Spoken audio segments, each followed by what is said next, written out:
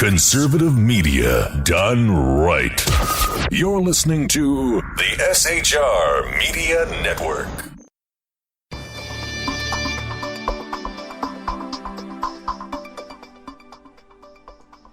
I'm Jason Miller. On tonight's Evan Miller Report, the Islamic coalition Al-Nusra Front has taken over one of the last government strongholds in the western Idlib province in Syria. We have the latest from the region on tonight's program. The European Union has suspended its election monitoring mission in Burundi, where President Pierre Nkurunziza is seeking an illegal third term next month. In Australia, one of the top millionaires loses their family trust to her daughter. Also on tonight's program, in the international business news, 8 are guilty of exploiting the L'Oreal hairness Letitia Burkhardt. We'll tell you who that involved. And in the U.S. D.C. news, one former Speaker of the House is being indicted over $3.5 million. We'll tell you who that is on tonight's Evan Miller Report, your conservative news source. Plus, there's the always funny Corey Evan. Yeah, and check out this funny story. If you're a bartender, don't keep a leaderboard of who's taken the most shots, or you'll end up like a French bartender who did. I have the latest in the Colorado theater shooting trial, and now Mr. Holmes regrets it. Amazon is now pushing same-day delivery, #instant gratification. Bruce Jenner is in lawsuits across America, #dude looks like a lady. And a Star Wars #spoiler alert in #entertainment.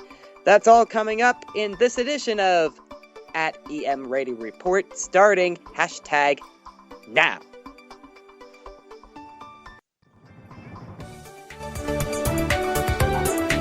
Live from Southern California, this is the Evan Miller Report. Jason Miller with news and politics, Corey Evan with business and entertainment. This is the Evan Miller Report on SHR Media. Here now, Jason Miller. And a very good evening on this Thursday, May the 28th, 2015. I'm Jason Miller, along with Corey Evan this evening. And for those of you wondering what's up with all the hashtags tonight, well, it looks like one of the universities over in Oxfordshire over in the UK has decided to make the hashtag the children's word of the year, because apparently kids are using it in their descriptive writing in describing exciting events in their lives. I knew I was onto something when I was writing up that teaser. I just didn't know exactly what, but you clarified it for me. Thank you. Yes. So for those of you wondering what was up with the hashtag, that is what is up with the hashtag this year. And of course, for those of you who are wondering where you can get more information on that, we'll go ahead and post that up later this evening on our Facebook page, facebook.com/The Evan Miller Report. Our wonderful colleagues over at the BBC News have the story on that one this evening regarding hashtags, and more predominantly why kids are using them in their creative writing these days. I'm sure Orlene Kurla, our SHR Global Affairs correspondent, is going to have something to say about that for sure. All right, folks, on that note, we welcome you to the program tonight. We have a lot of news to get to, so let's get right to it. An Islamist coalition that includes Syria's al-Qaeda affiliate Al-Nusra Front has taken over one of the last government strongholds in western Idlib province, according to activists. The Jasa al-Fatih, or Conquest Army, took control of the city of Araa after a lighting offensive, the Syrian Observatory for Human Rights said. However, the Syrian army said intense fighting was still going on there. Arthia's fall would leave most of the Idlib bordering in Turkey in rebel hands. Since late March, rebels have claimed a number of cities in the province, including Idlib and Jasa al-Shahur. As well as bordering Turkey, Idlib is also next to the Latakia province, a government stronghold in President Bashar al-Assad's heartland. We'll keep you up to date on the latest developments coming out of the region as they become available tonight. The European Union has suspended its election monitoring mission in Burundi, where President Pierre Nowinski is seeking a third term next month. The decision was taken because of restrictions on the media, excessive force against demonstrators, and a climate of intimidation, it said. It comes as the Catholic Church said it will no longer help organize the elections amid the political unrest in the country. Earlier this month, the president survived a coup attempt in the country. All right, folks, this may shock some of you, may not to others. The U.S. Department of Justice has charged 15 Chinese nationals with developing a scheme to have imposters take university entrance exams in the U.S.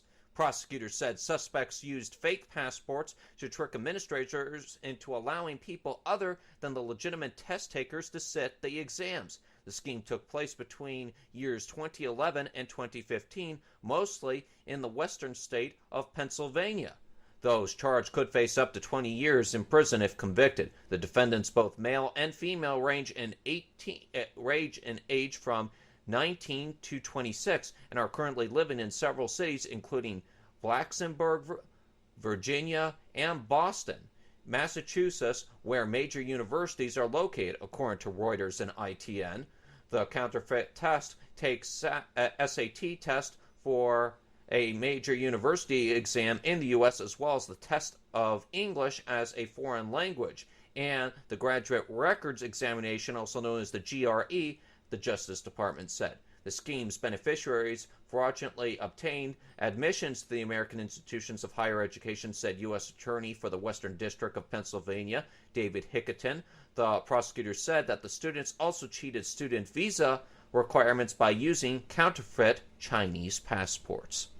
Well, ladies and gentlemen, once you let the Mexican illegals come over the Mexican border, the whole United States border system is open for corruption these days. And that is why Corey always loves to say those illegals, all they want are what? Me, what? Me, me, me, me, me, me, me, me, me. Me, me, me, me, me, me, me, me, me, me, me, me, me, me, me, me. Enough said. Moving on to Australia tonight in the international business news. Australia's richest person, mining magnate Gina Rinehart, has lost control of the family trust to her daughter after a long-running legal battle.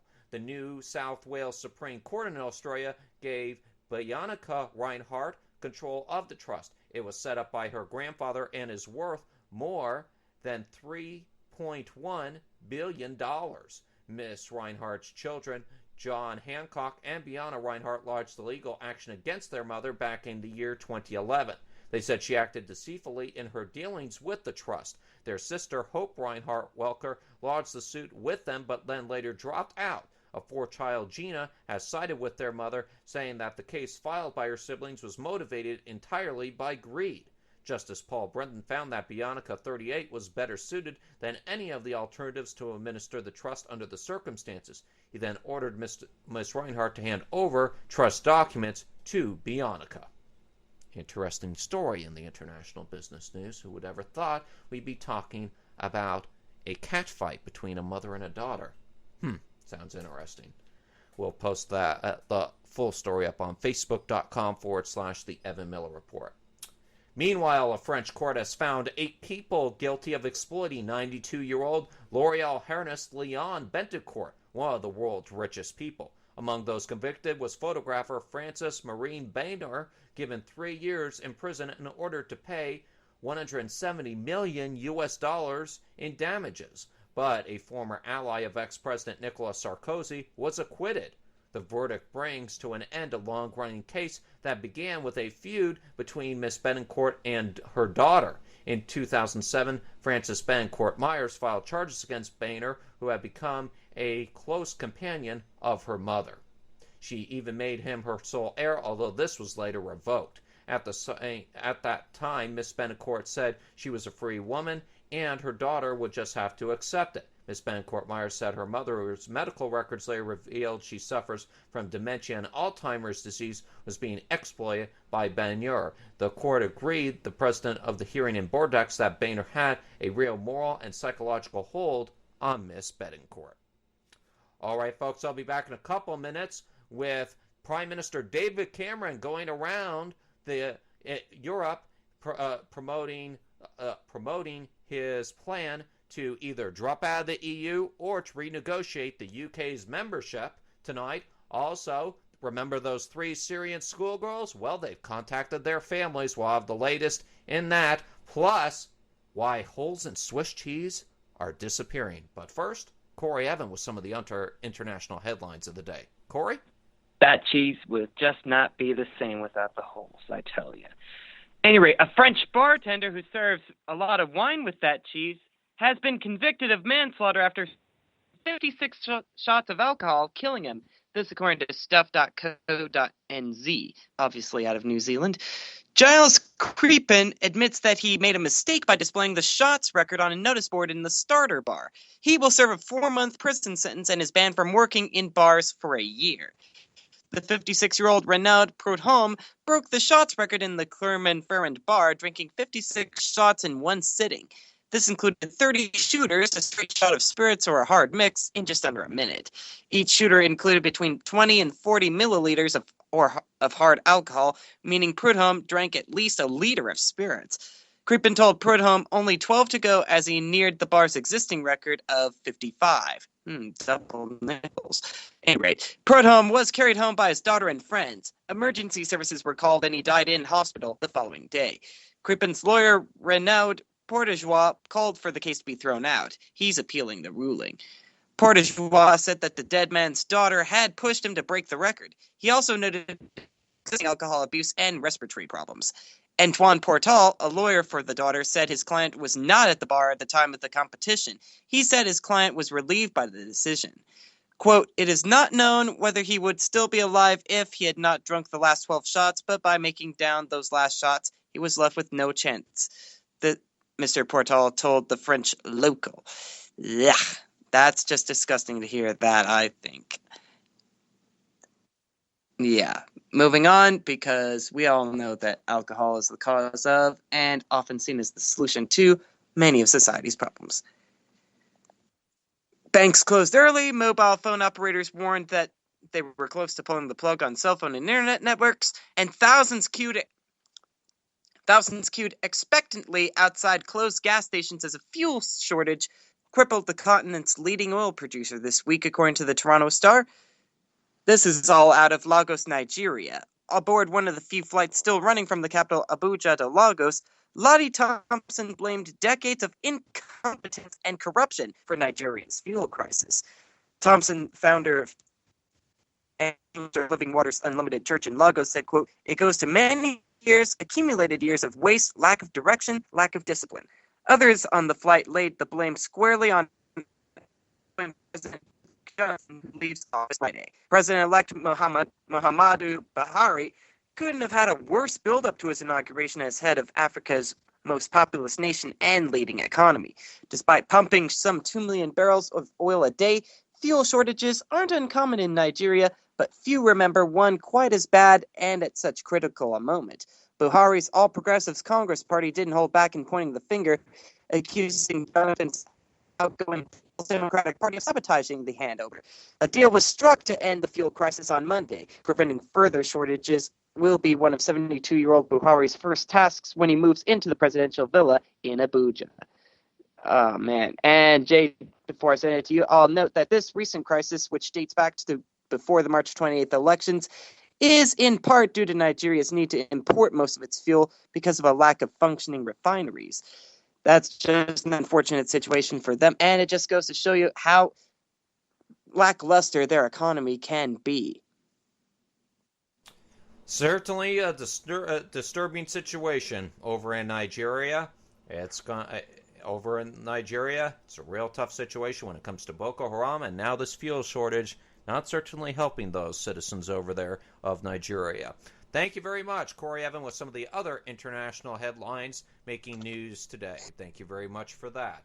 The Prime Minister of Britain has met French President Francis Hollande in Paris to discuss potential changes to the EU treaty, which he says could benefit both countries. Describing France as an essential and valued partner of Britain, David Cameron said the two countries might have different priorities but similar aims for the future, and said he hoped they could reach an agreement, including on issues such as tackling extremism and climate change. Yes, ladies and gentlemen, the British Prime Minister does believe in climate change, I'm sorry to say. He said, quote, France is an essential and valued partner of Britain. Our economies are interwoven, and we are two major military powers in the EU with global reach and shared values. My priority is to reform the EU to make it more competitive and address the concerns of the British people about our membership. The status quo is not good enough, and I believe there are changes we can make which will not just benefit Britain, but the rest of Europe too. Of course, the priority for France is to strengthen the Eurozone to ensure a successful single currency, and Britain supports that. We have different priorities, but we share a common objective to find solutions to these problems. End of quote. And ladies and gentlemen, I think end of story. I think you got the qualms of what that story is about.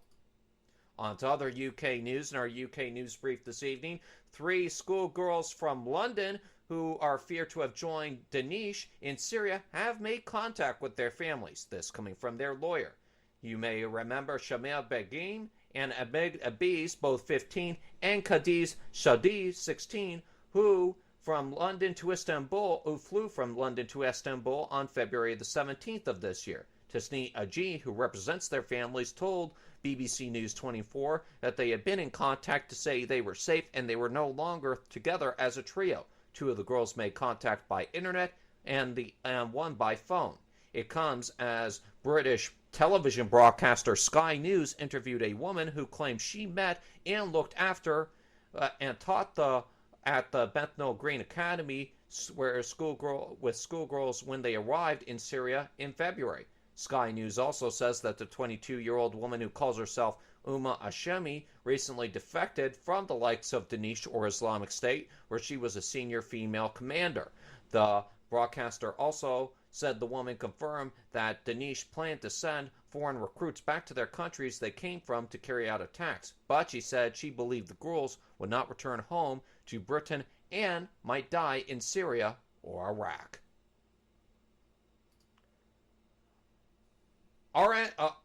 RMT workers in Britain are set to stage a 24 and 48-hour strike next month after rejecting a new pay offer from Network Rail in the UK. Members of the union at Network Rail will walk out for 24 hours from 5 p.m. on June the 4th and for 48 hours from the same time on June the 9th. The workers, including signalers and maintenance staff in the UK, will also ban any overtime between the 6th of June and the 12th of June. The industrial action is expected to cause widespread disruption to rail travel, sparkling travel chaos across the UK. All right, and it's not often we talk about the likes of cheese on this program, but scientists have finally solved the mystery of why Swiss cheese has holes. Over the last 15 years, Swiss cheese has been losing its characteristic holes, and because no one has ever been able to explain how they came to be, no one could work out how to save them. Now scientists have finally cracked the mystery and found that cleaner dairies are the reason for the disappearing holes. A Swiss horticultural institute found that the teeny specks of hay are responsible for the famous holes in cheeses like Immature or Apfelzeltzer. As the cheese matures, those microscopically small hay particles help create the holes. As dairies became larger and used traditional milking methods less, the hay then disappeared, taking holes with it. The government-funded Archoscope Institute said the transition from age-old milking methods in barns to industrial milking system caused the decline in holes. In a series of tests, different amounts of hay dust were added to the milk, which allowed researchers to regulate the number of holes. So next time you have a slice of Swiss cheese, you only see 1 or 2 holes, now you know why. It's a cleaner dairy, cleaner cows, which means you may be a little healthier next time you have a glass of milk. Especially with Corey when he loves to dip his Oreos in milk. Yes, yes, it's delicious. It's delicious. It's wonderful, and I would have to say, the milk's good for you, too. Good calcium. Absolutely. All right, ladies and gentlemen, it's now time for your national news brief.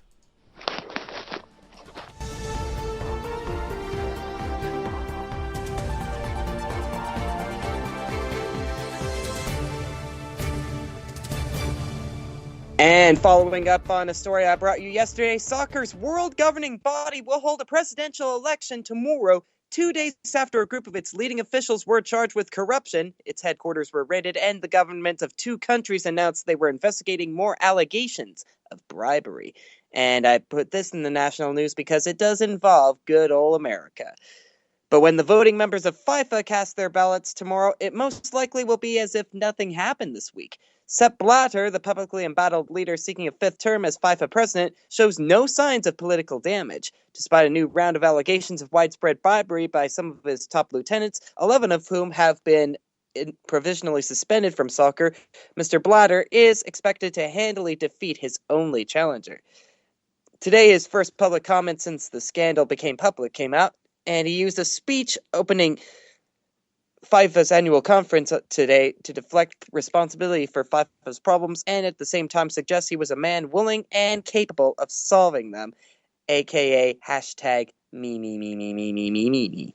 He's widely expected to win a 5th term tomorrow in a vote only miles from the luxury hotel where Thursday's arrest took place, in part because of FIFA's electoral math. The FIFA president is elected by a one-country, one-vote poll of its 209-member federations, making the many smaller countries who support Mr. Blatter an effective counterweight to his unpopularity elsewhere, most notably in Europe.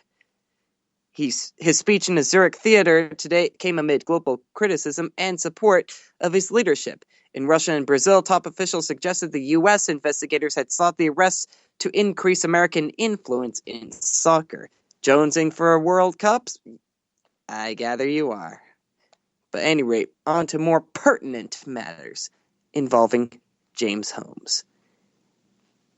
And looking at his notebook, I can see a trend of insanity here because he kept writing, why? Why? Yeah, this is the spiral notebook called a roadmap to murder, filled with plans, diagrams, and to-do lists that James E. Holmes laid out in scrupulous detail before carrying out a shooting rampage in a Colorado movie theater. This from the New York Times. In his own handwriting, he plans a mass murder spree and considers theaters and times to attack for maximum casualties. He also plots his own psyche with pages of self-diagnosis of what he calls his broken mind.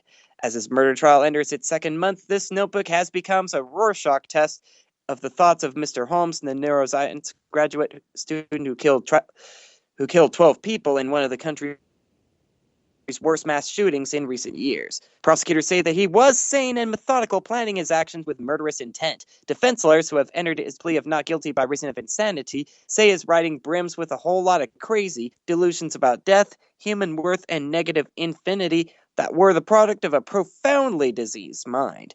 The 12 jurors will be forced to examine the hazy border between mental illness and legal insanity. Key to the case is whether Mr. Holmes, despite his ravings and struggles with mental illness, was able to distinguish the difference between right and wrong and legally responsible for his actions when he opened fire on a midnight movie screening in Aurora, Colorado in July 2012. Today, a psychiatrist said Mr. Holmes was indeed able to know the difference and was legally sane. His testimony, the first from any of the mental health experts who have examined Mr. Holmes, provided crucial support for the prosecution, but it came in an unprompted opinion that drew an immediate objection from defense lawyers who called for a mistrial, saying the jurors had heard testimony that muddied the legal standard for judging a person's sanity. Judge Carlos A. Samor refused their request. But this dispute reflected the tense and sensitive nature of the issues at the heart of this death penalty case, and the district attorney, George Brochler, was forced to talk to Dr. Reed outside the jury's presence to draw limits around what he could and couldn't say on the stand to avoid any other missteps. Dr. Reed spent about 22 hours interviewing Mr. Holmes, and jurors are expected to watch the entire video footage of his examination. Stay with us. We will keep an eye on this case, and as developments develop, we'll bring you every single one of those developments. And on to the out in Texas that we've been keeping a sharp eye on. This latest update from the AP. This week's record rainfall in Texas eased the state's drought and swelled rivers and lakes to the point that they may not return to normal levels until July, scientists said today. Just weeks ago, much of the state was parched with varying levels of drought, but the same drenching rainfall that paralyzed parts of Houston and swept away a vacation home with 8 people inside also offered relief from a long dry spell. Many cities were still in danger of flooding as heavy rain from earlier in the week poured downstream, pushing rivers over their banks. If normal amounts of precipitation return, rivers will probably drop to average levels by the 4th of July, this according to Mark Wiley, a National Weather Service meteorologist in Fort Worth, Texas. On Wednesday, the Houston area got a respite from the rain, but by today, runoff from earlier in the week had lifted the San Jacinto River above flood stage, and it kept climbing. Nearby residents watched the high water with alarm. About 60 miles southwest of Houston, the mayor of Wharton asked residents to voluntarily evacuate about 300 homes because of the predicted rise of the Colorado River. And in the rural Park County community of Horseshoe Bend, some 40 miles southwest of Fort Worth, officials asked people in 250 homes to flee from the Brazos River. By early today, Parker County Emergency Management spokesman Joel Kurtok said the Brazos had almost crested, but officials had no immediate reports of flooded homes and were monitoring the situation. As are we here at the Evan Miller Report. We'll keep an eye on these floodwaters. And Jay, I've got yet another one for the Jeb the Common Core Bush Files. And it comes to us from... Here we go. Yes, and it's from the New York Times. So, ladies and gentlemen, get that salt shaker ready. You may need that grain of sand. As summer draws closer, book recommendations are in high demand. So at a question and answer session in Lansing, Michigan, Jeb Bush was asked for his, which weren't quite the beach read variety.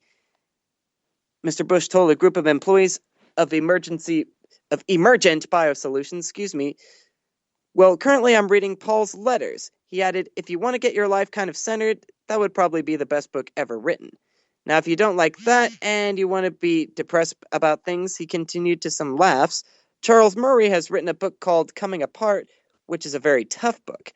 A candidate's reading list offers a rare window into a candidate's non-political life, how they unwind and spend their personal time, while sometimes giving a glimpse into what might be shaping their thoughts. Mr. Bush listed 2 more books he was reading. One was a book by Robert Putnam, whom he dubbed a brilliant social scientist, but couldn't remember the title of the book.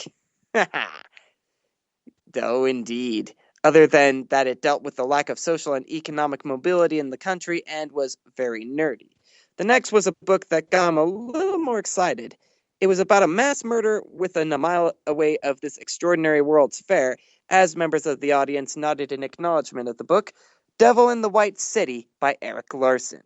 But Mr. Bush again couldn't recall the title, this time allowing that if he could just get to his iPhone, he'd remember the name of the book. So the audience and a few reporters helped him out and shouted out the title.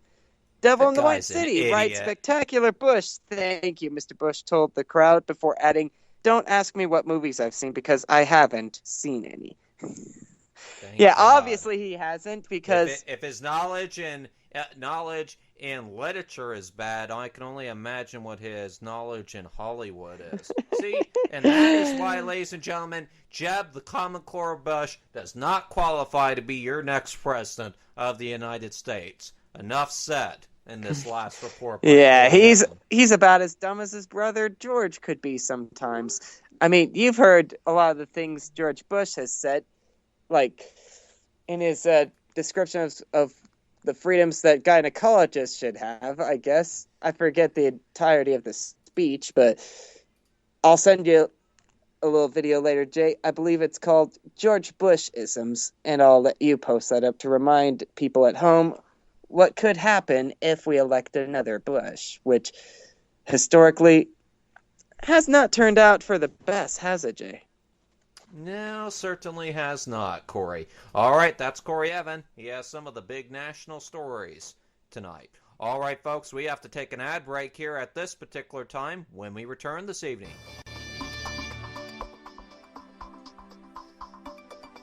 well, looks like the unions are once again ticked off. by the minimum wage here in California. They say the LA union say they want an exemption from the new $15 minimum wage. That's coming up in our DC News Minute today. Also, one ex-U.S. Speaker of the House is being indicted over $3.5 million in payments. We'll tell you who that is. And a House panel issues a subpoena in a spat with the White House over immigration tonight. We'll tell you all about that and more when we come back on the Evan Miller Report tonight. Plus, Corey Evan is here with the business news. Oh, yes, and I'll be telling you just what Amazon is doing with their same-day delivery, thus reflecting society's insatiable craving for instant gratification. Also, Lawsuits Across America has a special guest, and I'll give you a clue. Hashtag dude looks like a lady. Oh wait, I gave you the answer already. Never mind, Mr. Jenner's going to be in Lawsuits Across America, don't you worry. And in global socialism, I've got two very watery stories for you. If there's any water left in them. Never mind. You're listening to the Evan Miller Report on SHR Media. We'll be right back with all of the above.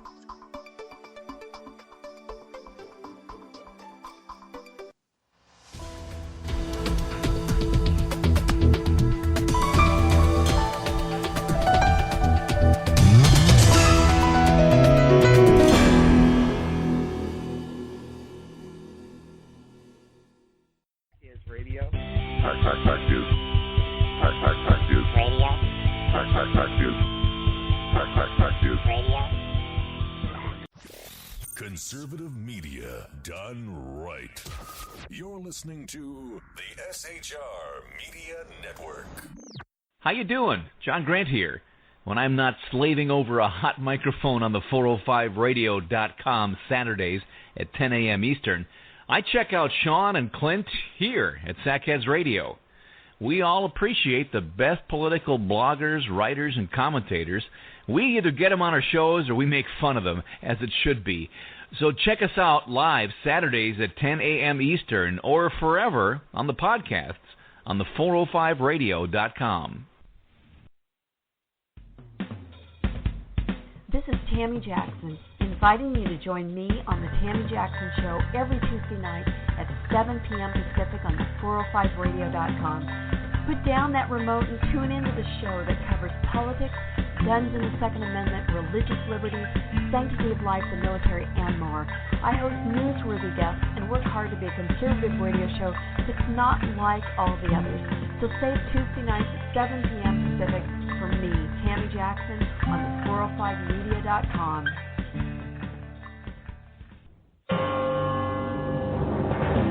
Hello, I'm Paul, a student at Hillsdale College.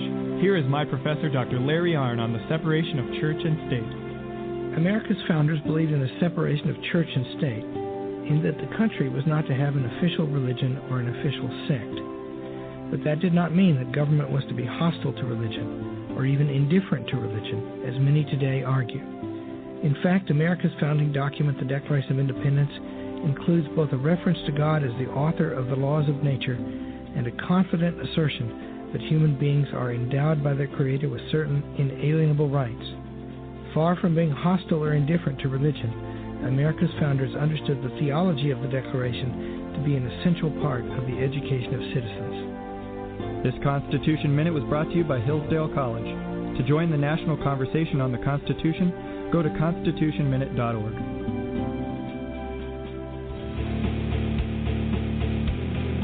Hi, this is Rooster from Outcry Radio. Catch me here on Blog Talk Radio every Saturday night at 11 p.m. Eastern Standard Time, or follow my blog. Now, back to the Sackheads. Conservative media done right. You're listening to the SHR Media Network. Here's radio. There's the closing balance. Time for a business report on the Evan Miller Report. I'm Corey Evans. The Dow lost 36 points to close at 18,126. The Nasdaq lost 8 points at 50.97, and the S&P 500 lost 2.5 points at 21.20. And it was a pretty low volume of trades going on, so it must have been low tide there, eh, Jay? Nice Southern California, LA reference there, Corey. Yes, I did that. U.S. stocks eased today as mixed messages about Greece's debt talks kept investor uncertainty high, along with a sharp drop in Chinese shares after brokers tightened margin rules. 7 of the 10 major S&P sectors were lower, with the industrial sector falling the most, 0.4%, a day after the Nasdaq closed at a record high. IMF Managing Director Christine Lagarde said there was still a lot of work to do before Greece and its international lenders could clinch a cash for reforms deal. Greece's government said it aims to reach an agreement with lenders by Sunday, which I bet they won't. A Eurozone official said Greece will not be able to get the money still available under its current bailout plan if it does not agree to the outline of such a deal by the end of the week. Hashtag time's running out.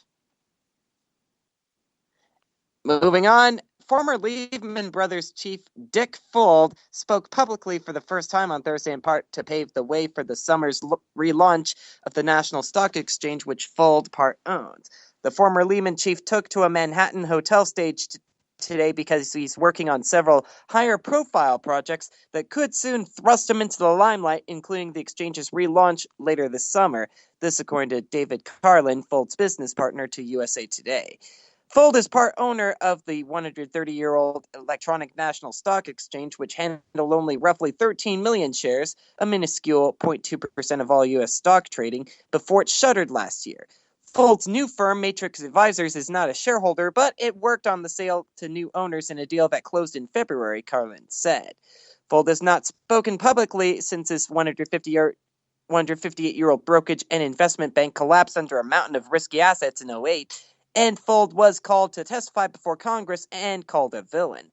The bankruptcy, the biggest in history, catapulted Fuld from Wall Street honcho to central character in the mortgage meltdown that nearly took down Wall Street. Thursday's appearance is part of Fuld's effort to claw his way back. Hashtag sharpen your claws.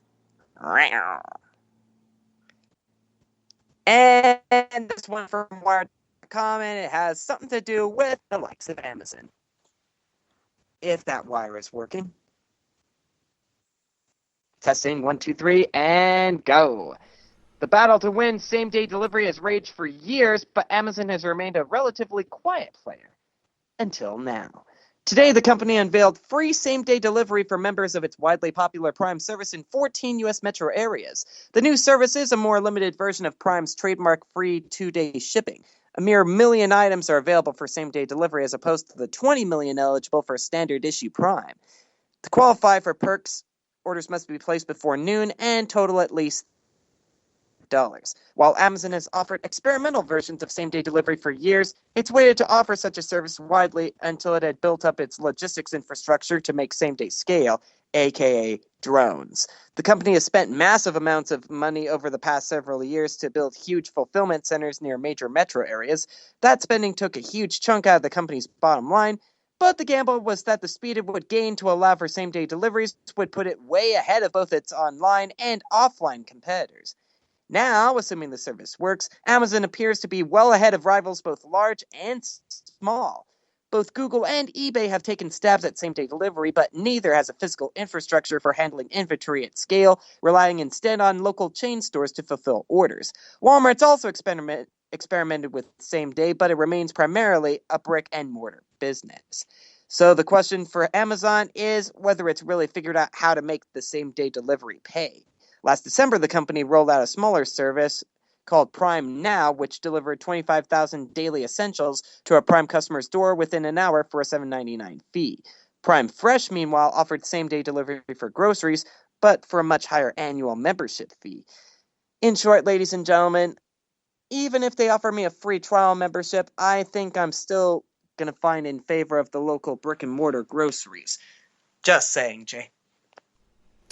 I can agree with you on the grocery part. If you're buying fresh groceries, sometimes, you got to go down to the grocery store. You got to feed yourself.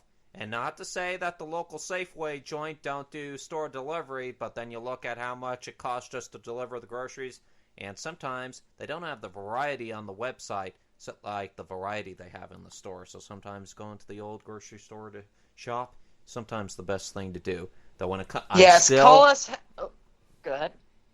So I am still all for when it comes to holiday shopping. If we're talking upcoming Christmas shopping in July, which a lot of people do tend to do on the internet, I am all still for people doing online shopping through the likes of Amazon, and that Amazon Prime will come into Prime usage during that time of the year. Indeed, it will. Sorry? Well, go ahead. Right, but at the same time, you gotta realize, folks, that those brick and mortar stores do provide local jobs, so don't phase them out entirely, ladies and gentlemen. Go to the local stores, support your local jobs. Absolutely right. All right, Corey Evan, that's him. He has the business news. And one final business story we'd like to bring to your attention tonight. Remember, Corey, when you brought up that story of the $15 minimum wage last week in L.A.? Well, it looks like that the LA unions now want an exempt from that $15 minimum wage they created. Well, if there was any doubt that LA's minimum wage hike was meant to help the labor unions at the expense of everyone else, well, we can put that idea to bed.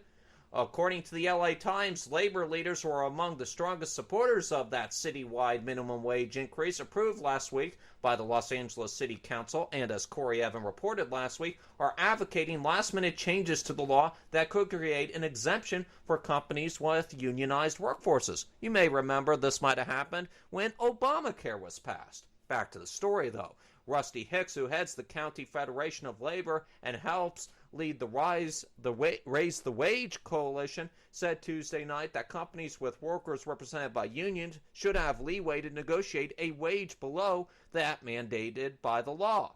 With the collective bargaining agreement, a business owner and the employees negotiate an agreement that works for them both. The agreement allows each party to prioritize what is important to them, Hicks said in a statement. He continued to say this provision gives the parties the option, the freedom to negotiate the agreement, and that is a good thing. So, unions want to give workers and businesses the option, the freedom to prioritize what's important to them and negotiate their own pay. Isn't that nice? But only if those workers are paying union dues, and only if those businesses are using union labor. The minimum wage hike was always meant to make independent workers more expensive and make unions look better by comparison. But it's a bold move for the unions to simply say in one breath, everyone deserves a living wage, it'll be good for everyone, except us. Thank you. We'll set our own pay. And also, give a break to any businesses who agree to go back to union labor. So, ladies and gentlemen, what do we get out of this?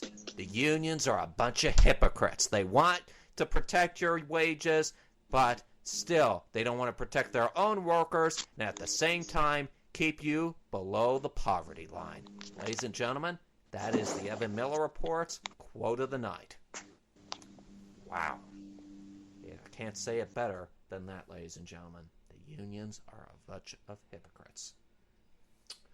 All right, speaking of hypocrites, former U.S. House Speaker Dennis Hastert has agreed to pay $3.5 million in a hush money to keep an unidentified person silent about prior misconduct by the Illinois Republican who was once third in line to be the U.S. presidency, according to a federal grand jury indictment handed down today in Chicago. The indictment, which does not describe the misconduct of Hastert, is allegedly trying to conceal.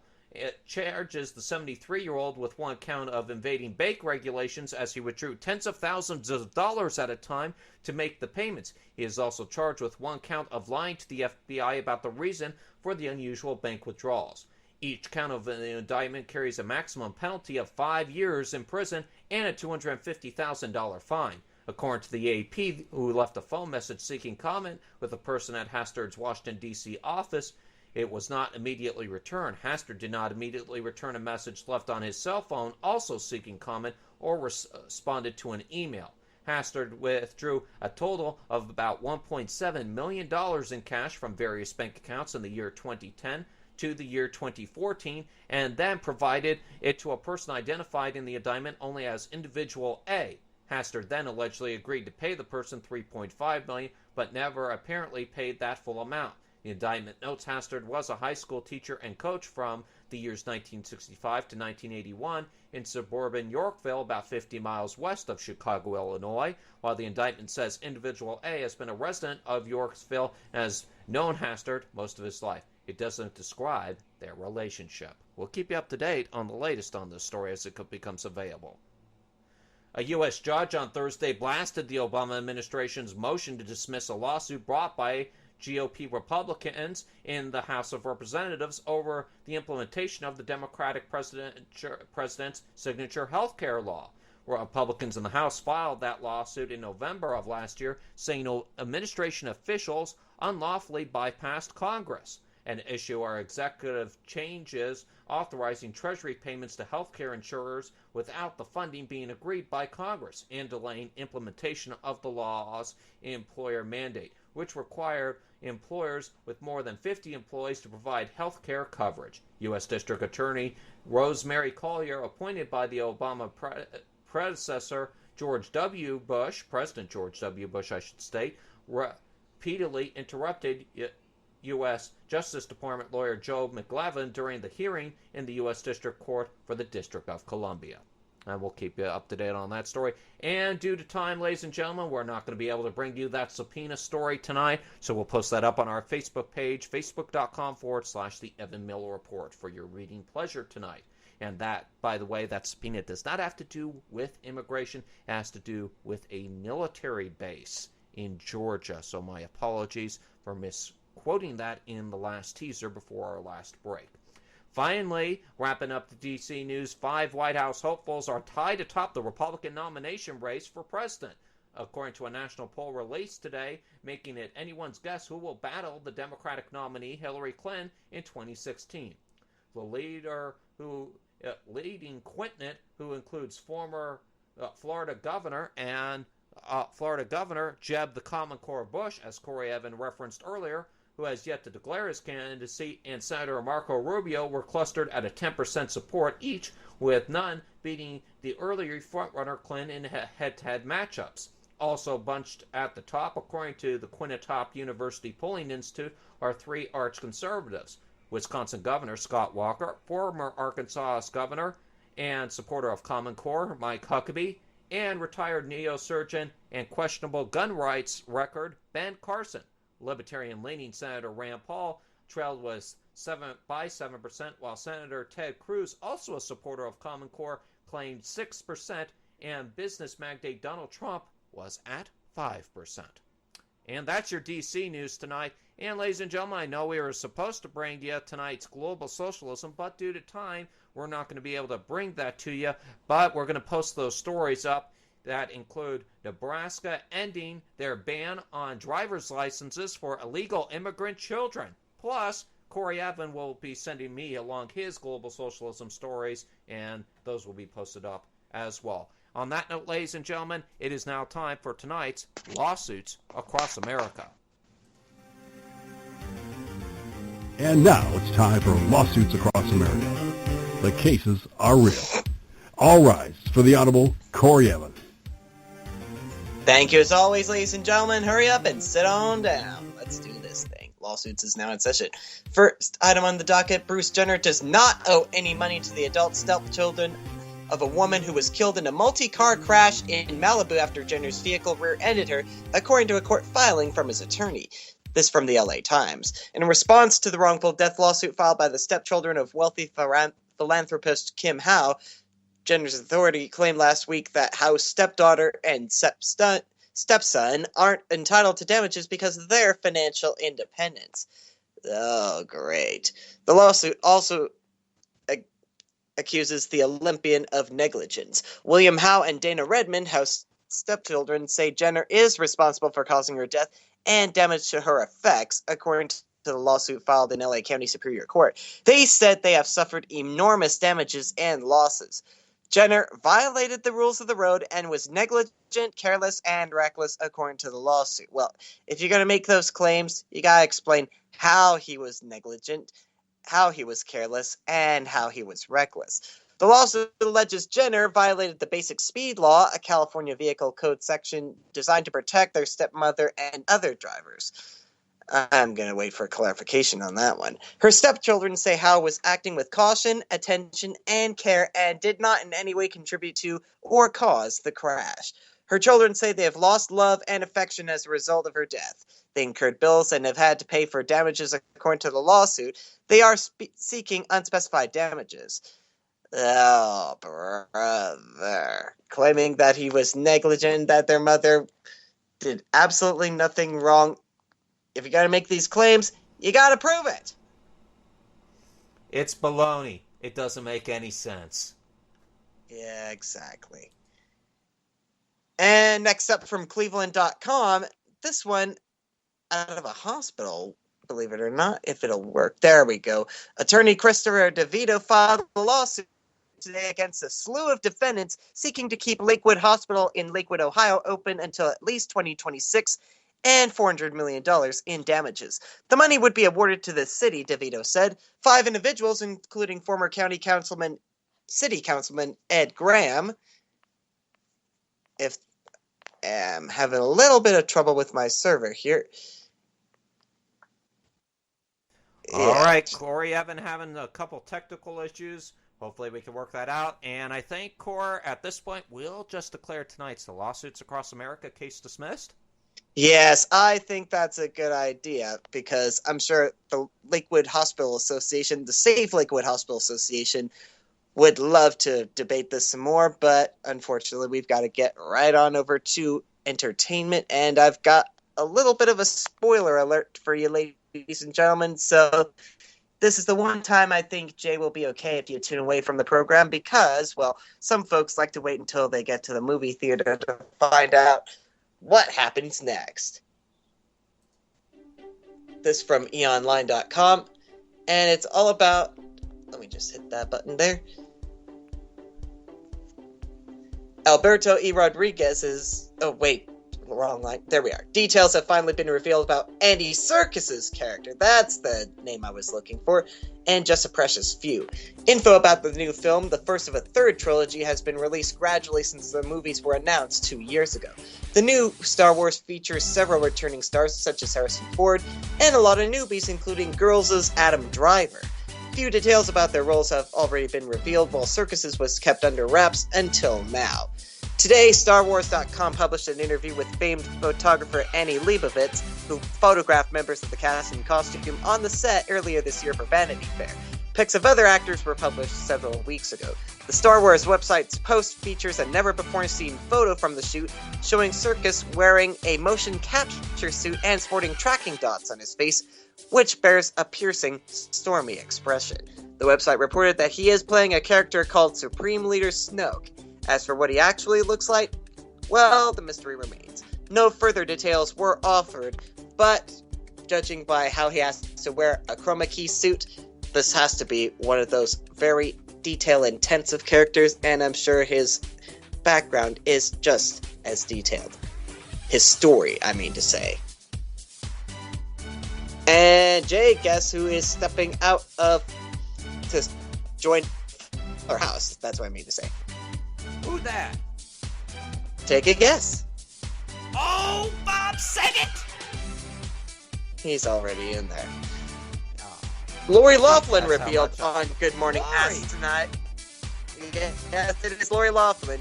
She announced on Good Morning Asinine today that her character Aunt Becky will officially be a part of Netflix's Full House reboot, which is set to premiere next year. She said to them, "I'm very excited. It's going to be really great to be back with the whole cast. It will be a lot of fun," unquote. Of course, the whole cast is not returning. Last week, Mary-Kate and Ashley revealed they won't be participating on the show. Very disappointing. Fuller House will follow DJ Tanner Fuller, a recent widow who invites her sister Stephanie and her best friend Kimmy to move in with her and help her raise her 2 sons. Loughlin and John Stamos, who played husband and wife Uncle Jesse and Aunt Becky on the original series, will appear in the first episode and maybe pop up here and there throughout subsequent installments, Loughlin said today.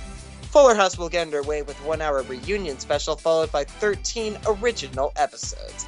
How original, you ask? Well, I can't say, because they haven't revealed any more details. I mean, I can't tell you what I don't know. I gotta say, I love Lori Loughlin in Full House. She was probably one of my favorite characters. Had some of the best humor, I think, in that show. Other than, I think, the person who is producing that program. Of course. But I'm always going to be disappointed that Mary-Kate and Ashley snubbed them. Oh, wow. So Corey Evan is saying he has a crush on the Olsen twins. Oh, what would dear Marcia think? Yeah, I know, right? Still using a cane for support, Tracy Morgan stepped out for the first time since settling his lawsuit with Walmart. The comedian was spotted leaving a rehab facility in NYC today, according to People magazine, and appeared in good spirits ahead of his upcoming appearance on The Today Show with Matt Lauer, set to air on Monday. Matt Lauer! That load of clam chowder that's been rotting in the New York fridges for 10 years? Really?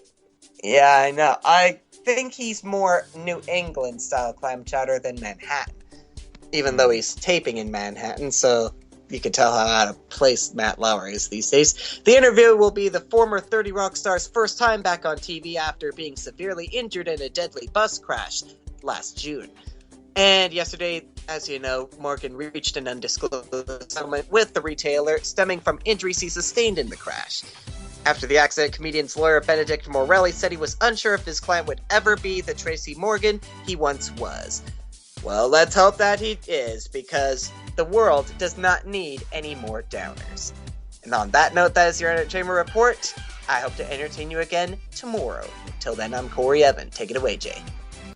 Thank you very much, Corey. Corey Evan with the entertainment news. And, of course, Corey Evan will have the box office review of movies coming out tomorrow, including one from Dwayne "The Rock" Johnson tomorrow in that new movie that has to do with the Andreas National Fault here in Southern California. Big earthquake movie, apparently. Always has to be the disaster films that come out in the summer that make the big money. We'll talk more about that tomorrow, of course, on the program. All right, folks, that is the Evan Miller Report for this Thursday, May the 28th, 2015. I'm Jason Miller. And I'm Corey Evan. Follow us on Facebook and Twitter. You'll be glad you did. For all of us at SHR Media, we thank you for listening. Up next is the weather, of course, and followed by the Exceptional Conservative Show. That's right. Here's Sarah Keith Lucas. She has tonight's forecast. Good night, everybody, from San Diego and Los Angeles. Hello there. There's not much respite on the cards for the severe weather that we've been seeing across central and southern parts of the USA. Here's the satellite image that shows these vast swathes of storm clouds that have been rumbling their way across the central and southern plains. And we've got the potential for further thunderstorms and torrential downpours of rain during the day on Friday through parts of Texas and Oklahoma, through Kansas, right up towards the Great Lakes as well. So quite a large swathe of the country prone to some severe weather through the day on Friday. Rather drier and more settled towards the west, whereas in the east, we've got that warm air piling in from the Gulf of Mexico.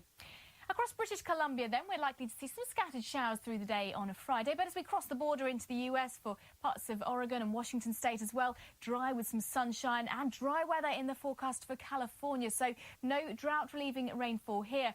Meanwhile, further east, we're looking at the warm weather continuing in New York, but some scattered fairly heavy showers rumbling in from the south, pushing their way up towards Washington through the course of the afternoon. Should be dry in Savannah with temperatures up at around about 84 Fahrenheit and just a few scattered showers across some southern parts of Florida.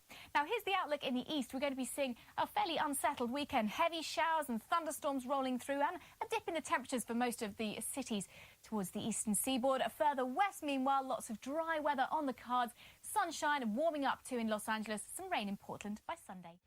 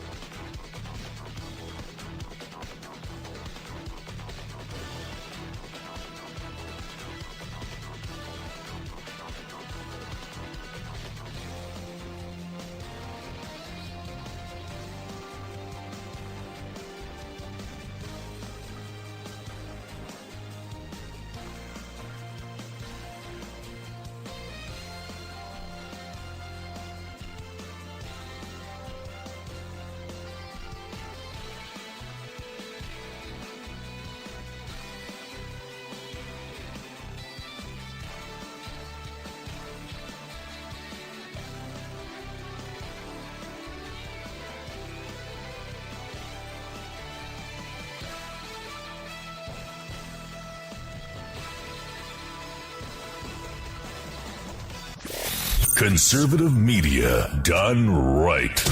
You're listening to the SHR Media Network.